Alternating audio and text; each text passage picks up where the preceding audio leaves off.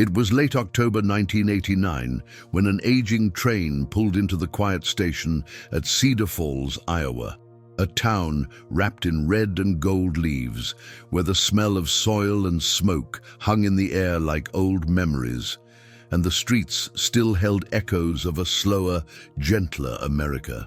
The wind carried a chill that hinted at winter, but the man who stepped off the final carriage barely noticed. He wore a worn-out wool coat, a hat slightly tilted, and in his hand a battered leather suitcase that held only three things: a neatly folded letter dated 1950, a faded black and white photograph of a girl in a summer dress, and the weight of 40 years of silence. His name was John Miller, a man once young and full of promise, now marked by time and choices. He had fought in Korea, the forgotten war as many came to call it, and afterward he drifted from place to place across the country, living simply, writing letters that were never answered, and keeping his distance from the life he once dreamed of. He had never married, never settled, never stopped thinking about Helen Sanders, the girl from the porch swing, the one who had kissed him beneath the cottonwood trees and whispered, "Come back to me." He had promised he would. Now, 4 decades later, he had returned to the place where it all began. Cedar Falls had changed. The corner drugstore was now a bank. The school gymnasium had been rebuilt. The service station where he once worked summers was gone, replaced by a sterile strip mall. But some things, the slope of the streets, the bend in the river, the weathered clapboard houses, had stayed the same, as if waiting for him to find his way back. He walked slowly, step by step, past the bakery, past the Methodist church, past the rusting mailbox with the name Sanders still etched in fading black letters. His breath caught. He climbed the 3 wooden steps to the porch where he had once said goodbye, where he had kissed her for the last time. His hand trembled as he reached for the doorbell. Not from age, but from the weight of uncertainty. Did she still live here? Would she remember him? Would she want to? The door creaked open. She stood there. Helen, older, yes, her silver hair pinned back, her eyes framed by years, but unmistakably the same. For one moment she didn't speak. She didn't move. Her eyes locked onto his, searching, questioning, hoping, and then she gasped softly, as if the past had just stepped across her threshold. Her hand covered her mouth, and tears began to spill down her cheeks. "John," she whispered, her voice cracked, but still carrying the same melody. He didn't answer. He simply opened his suitcase, pulled out the letter, yellowed, creased, sealed but never sent, and held it out to her. It said only one thing on the envelope: "For Helen, when I come home." If this story touches you like it touched me while writing it, leave a like and subscribe to the channel. Your support helps us share more stories that inspire, move, and surprise. And now, hold your breath, because what comes next changes everything. John Miller hadn't walked these streets in more than 40 years, and yet, as his boots touched the old sidewalks of Cedar Falls, it felt as if some part of him had never left. The wind carried the same scent: damp earth, wood smoke, and the faintest trace of baking from the corner cafe. But the town itself bore the weight of time. The once bustling Main Street was quieter now, its storefronts changed or shuttered, and the familiar creak of the old screen doors had been replaced by the sterile click of glass entrances. The world had moved on, but he came searching for what had refused to leave his heart. He passed the church where they once held summer ice cream socials, the elm tree that had somehow survived 3 tornado seasons, and the water tower that still read, "Go Tigers," though the paint had faded to a ghost of its former self. Every step was a reckoning, a breath between past and present, memory and moment. When he finally turned onto Birch Lane, his eyes fell on the house. It hadn't changed much. The shutters had been painted white, the porch swing was gone, but the shape of the house, the 3 windows in front, the narrow staircase, the lilac bush to the left, it was exactly as he remembered it. The place where he had held Helen's hand under the stars, where her father had warned him not to break her heart, and where her mother had once called him a good, quiet boy. He stood at the gate for a moment, unsure whether to enter. Then he pushed it open. The creak of the hinges sounded like a memory waking up. Helen had let him inside that day on the porch without resistance. She had wept. He had stood silently, but now they sat in the living room, the same room perhaps, though the wallpaper had changed, and said almost nothing. There were so many years between them, so many versions of themselves they had never met. How do you speak to someone who had lived your absence every day? Just then, a woman walked into the room, holding a basket of laundry. She paused at the sight of him. Her expression tightened, not with fear, but with alertness, like someone trying to recognize a face from a long-forgotten photograph. "Mom," she said cautiously, "who is this?" Helen's hands trembled slightly as she folded them in her lap. She looked at her daughter, then at John, and for a long moment she said nothing. Then, with the quiet strength of someone who had carried a secret for too long, she answered, "This is John. He was part of my life. Before." Her daughter, Anne, looked at her mother, then back at John. She was in her 40s, with a steady gaze, the kind of woman who had raised children, buried loved ones, and kept more than one household together. And yet, in that moment, she seemed like a child again, startled by the presence of a man who belonged to a story she'd never been told. "You never mentioned a John," she said flatly. "I know," Helen replied. "There's a lot I never said." Anne didn't sit. She didn't speak. She stood with the basket in her arms and the weight of unanswered questions in her chest. John looked at her, then back to Helen, and felt the air grow thicker, not hostile, but dense with things unspoken. He reached into his coat pocket and pulled out the photo, the same one he had carried for decades. Helen as a young woman, laughing, hair falling across her shoulders, standing barefoot in the grass beside him. He laid it gently on the table. Helen picked it up. Her fingers traced the edge of the paper like one might touch the outline of a scar, tender, hesitant, but familiar. "I thought this was lost," she whispered. "I never let it go," John replied, his voice steady but low. "Not once." Anne watched them both.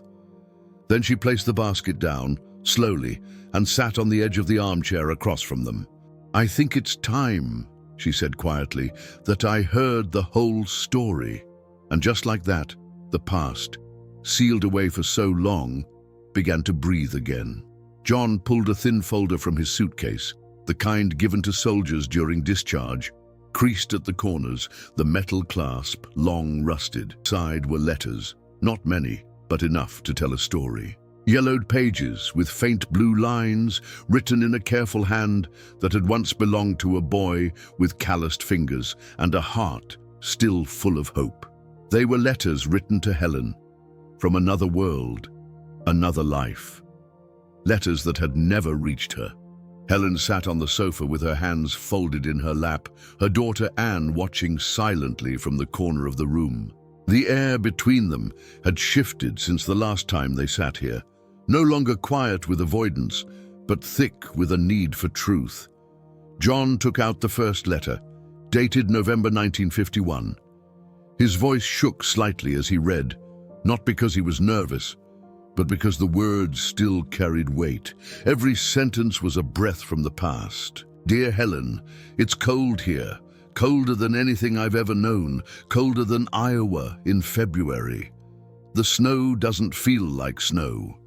It feels like silence, but I keep thinking of you, of your hands, of the sound your laugh made on the front porch. They say we're making progress, but all I see is frozen mud and boys too young to know what dying feels like. I told myself I wouldn't write unless I had something good to say, but I realized today the only good thing I have to say is that I still love you, and I'm still coming home." Helen closed her eyes as he read. Her hands trembled.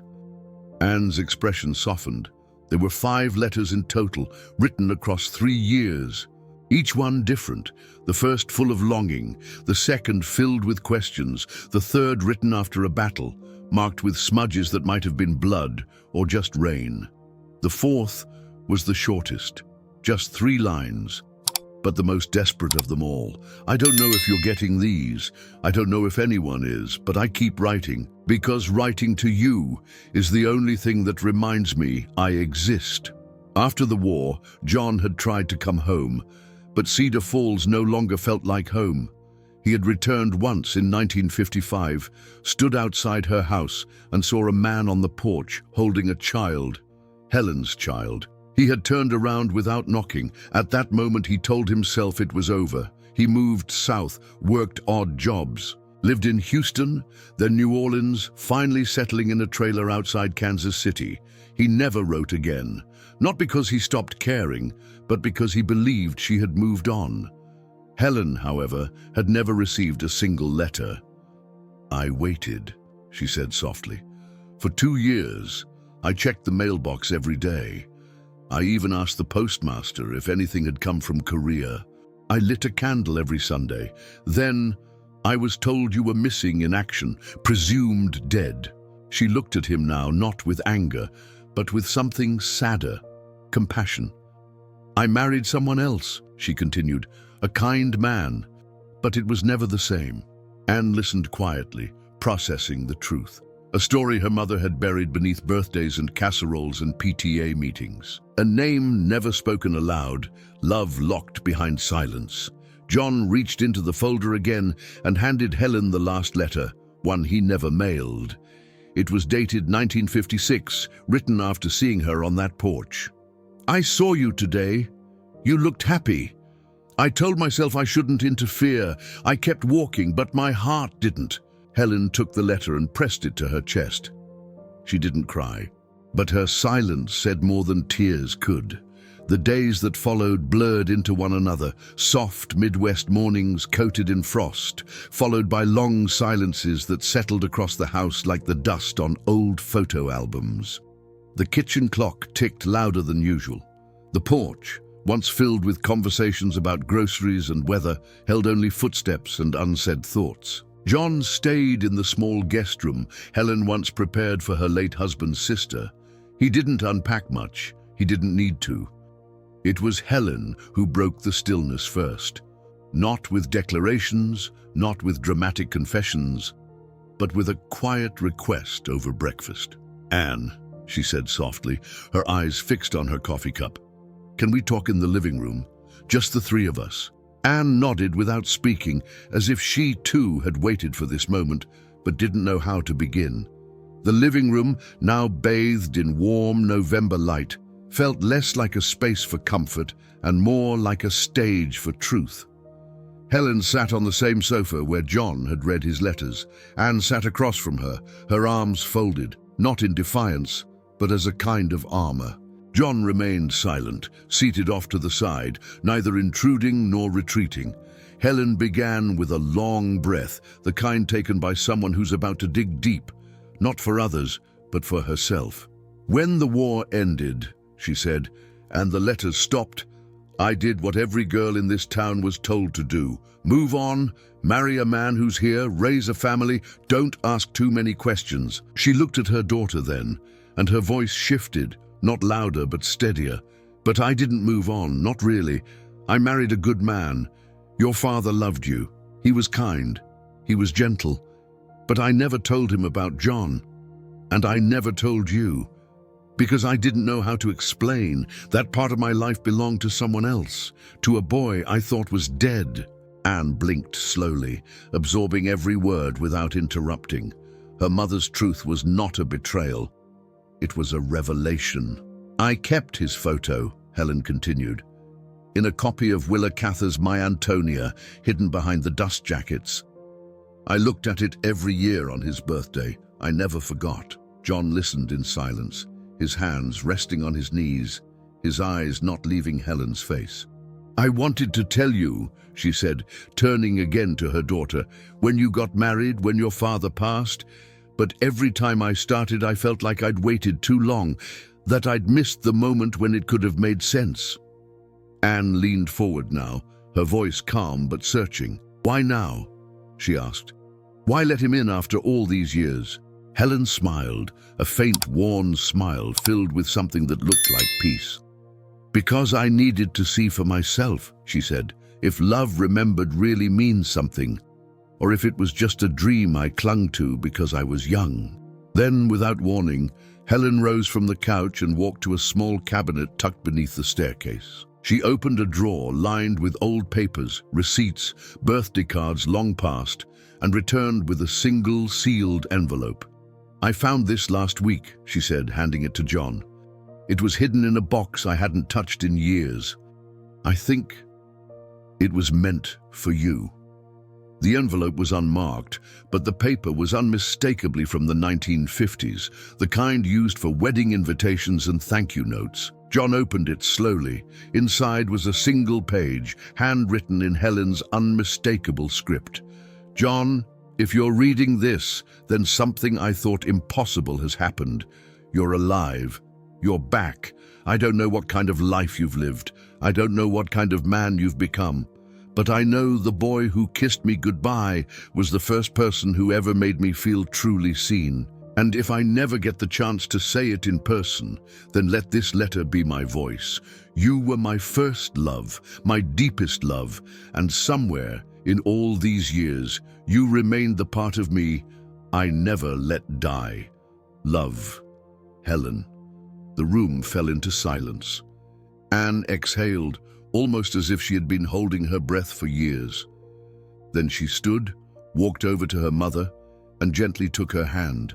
No more questions, no more resentment, just a daughter finally understanding the weight her mother had carried in silence. John folded the letter carefully and placed it back in the envelope.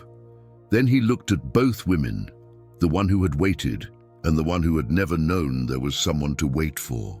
They waited until the weather broke, until the November sky, always so quick to cloud, gave way to a soft, pale sun that warmed the skin only faintly, but carried with it something gentler than temperature. Helen suggested the walk, not with words, but with a glance toward the window, a long pause between conversation and breath, and a small smile that told John she remembered the place just as clearly as he did. It was the bend in the Cedar River, just a few miles outside town, where the water moved slower and the trees leaned toward the bank as though trying to see their reflections more closely. They had walked there often back then, in the summers of 1947 and 1948, when they were still just two kids in love with the idea of the future, when the only war they knew was in the newspapers, and the only time that mattered was the golden hour before sunset, when the world felt wide and full of promise. Now the air was cooler, the trees bare, and the path to the river more overgrown than either of them remembered. But John held out his arm, and Helen took it without hesitation. They didn't walk fast. Their bodies, softened by time and slowed by age, moved with care, not out of fear of falling, but because they both understood how little remained to be rushed. The river greeted them the way rivers do, indifferently, constantly, with the same current that had moved past this place long before they were born, and would continue long after. The old bench was still there, weathered now, the paint long stripped but solid. They sat side by side, neither speaking for a long time. The silence was not heavy, it was not awkward. It was the kind of silence that came only when two people have said most of what needed saying, and the rest could live in the air between them. After a time, Helen spoke, her voice thin, almost carried off by the breeze before it reached him. "I used to come here after the letters stopped," she said. "Not often, not every year, but sometimes, when it felt like too much to carry alone." John looked at the river, then at her. His voice was low. "I used to imagine this place," he said, "when things got bad, in the trenches, in the hospital. Later, in motels with thin walls. I used to close my eyes and come here. You were always waiting," she smiled. Not the smile of youth, not one meant to seduce or impress, but the smile of someone who had lived long enough to know what real presence feels like. "I was," she said, "even when I wasn't." They sat that way for a while, two people no longer young, but still tethered to something that had not frayed despite the distance. Then John reached into his coat pocket and pulled out a small, worn object wrapped in cloth. He handed it to her gently. Helen unwrapped it slowly, her fingers trembling slightly. Inside was a silver locket, tarnished by age, but still intact. When she opened it, she found a photograph of herself, no larger than a postage stamp, smiling back in black and white, her hair falling loosely over her shoulders. "You kept this?" she asked, her voice almost breaking. "Everywhere I went," John said. "Every place, every decade. You were the only home I had." She closed the locket slowly, pressing it to her chest, and turned toward him, her eyes wet but not weeping. "I'm sorry," she whispered, "for marrying someone else, for not waiting longer." "You don't owe me an apology," John replied. "You owed yourself a life, and you lived it." She nodded, but her hand found his, and they sat that way, fingers entwined, old bones against old skin, the connection no less real because it had come so late. Then Helen did something unexpected. She pulled a letter from her purse, freshly written, the ink still dark, the edges crisp. "I wrote this yesterday," she said, "for you, not because I think you need more words, but because I don't want there to be any more silences between us." John took the letter without opening it. He didn't need to read it then. He knew it by heart already. The sun dipped lower. The river shone gold for a moment. Then the wind shifted, colder now, carrying the smell of wood smoke and fallen leaves. "I won't ask you to stay," Helen said softly. "I think we've both learned that some things can't be held too tightly, but I'm glad you came back." "I'm glad you were here," John answered. "Still you, still this place." As they stood to leave, Helen leaned close and kissed his cheek, not the way she had in the past, not the kiss of a girl in love, but the kiss of a woman at peace. They walked back slowly, hand in hand, toward a town that had changed, toward lives that had turned and twisted, but somehow still found their way to each other, if only for a season. When John boarded the bus out of Cedar Falls, the trees were already bare, and the cold had settled into the bones of the town like an old song no one remembered the words to, but everyone knew the melody. He didn't look back, not because he wasn't leaving anything behind, but because what he had come searching for had already come with him.